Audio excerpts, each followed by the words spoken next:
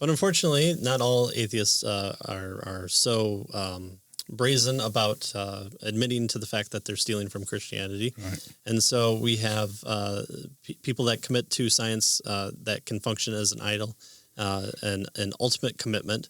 When science is treated as the sole source of truth, then it becomes scientism. This is Bertrand Russell, and he said, "What science cannot discover, mankind cannot know." Like that. Yeah. So notice all knowledge is based on science. Yep. And you can get no other knowledge outside of science, right? So if it isn't based on science, you can't know it, is what he's saying. Yep. Right? So what does that do to ethics? Right? Well, we'll test it. We'll weigh guilt and then we'll weigh not guilt. And so if you're heavier, I guess heavier would be bad, right? I think. And so we'll destroy ethics that way. Well, what does that do to love?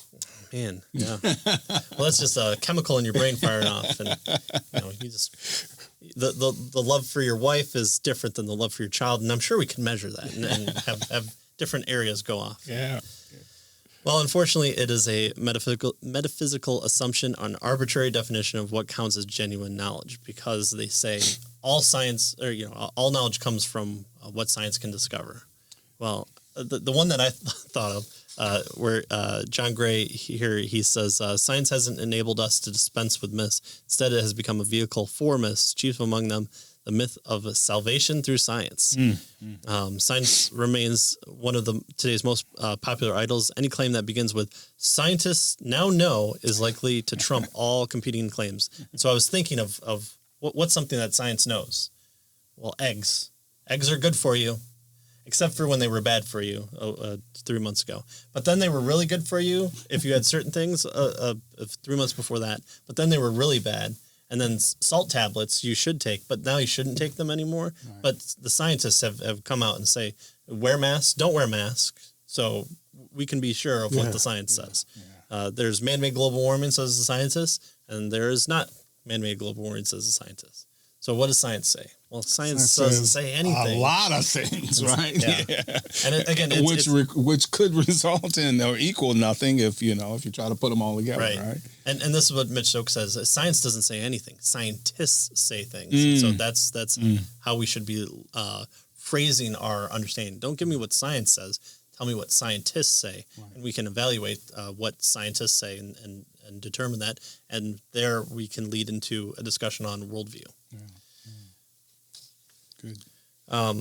A commitment to science has even been shown to have psychological effects similar to religious commitment. The New Scientist reports on a study showing that under stress, atheists responding with a higher commitment to a belief in science.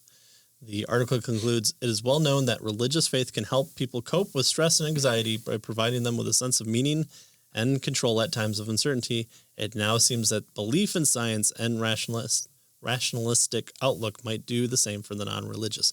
And this is scientism. This is replacing pretty much here God or a religious faith, a religious belief with science.